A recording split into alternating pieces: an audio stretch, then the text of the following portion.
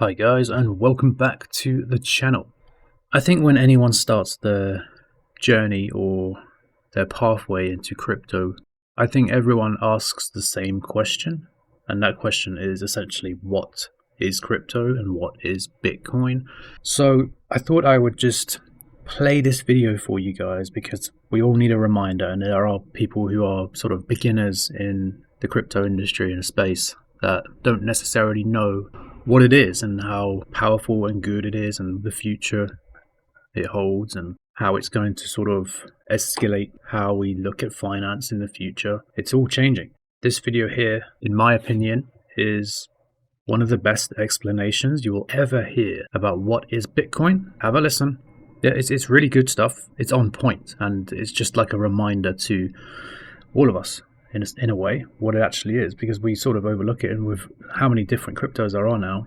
But this is more for people who want to know what essentially it is, how it functions, and the benefits of it. Yeah, I'll end the video there. Enjoy. Please like, comment, and subscribe. And yeah, have a listen. Chairman Crapo, Ranking Member Brown, members of the committee.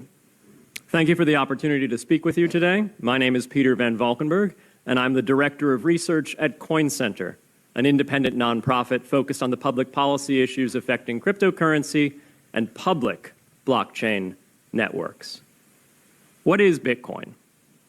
Bitcoin is the world's first cryptocurrency, and it works because of the world's first public blockchain network. What does Bitcoin do? It's simple. It lets you send and receive value to and from anyone in the world using nothing more than a computer and an internet connection. Now, why is it revolutionary? Because unlike every other tool for sending money over the internet, it works without the need to trust a middleman. The lack of any corporation in between means that Bitcoin is the world's first public digital payments infrastructure. And by public, I simply mean available to all and not owned by any single entity. Now, we have public infrastructure for information, for websites, for email. It's called the internet. But the only public payments infrastructure that we have is cash, as in paper money. And it only works in face-to-face transactions. Before Bitcoin, if you wanted to pay someone remotely over the phone or the internet, then you could not use public infrastructure. You would rely on a private bank to open their books and add a ledger entry that debits you and credits the person you're paying. And if you both don't use the same bank, well, then there'll be multiple banks and multiple ledger entries in between. With Bitcoin, the ledger is the public blockchain, and anyone can add an entry to that ledger, transferring their Bitcoins to someone else. And anyone, regardless of their nationality, race, religion, gender, sex, or creditworthiness, can for absolutely no cost create a Bitcoin address in order to receive payments digitally. Bitcoin is the world's first globally accessible public money. Is it perfect? No. Neither was email when it was invented in 1972. Bitcoin's not the best money on every margin. It's not yet accepted everywhere. It's not used often to quote prices, and it's not always a stable store of value. But it is working, and the mere fact that it works without trusted intermediaries is amazing. It's a computer science breakthrough, and it will be as significant for freedom, prosperity, and human flourishing as the birth of the internet. And Bitcoin is just the beginning. If we can replace private payments infrastructure, then we can replace other private choke points to human interaction as well. Now, why should we want to build more public infrastructure? Why should we embrace blockchains over corporate intermediaries? Why should we tolerate their inefficiencies and work to make them better? Why should we want the pioneers of this technology here in the United States and not fleeing overseas? A simple reason.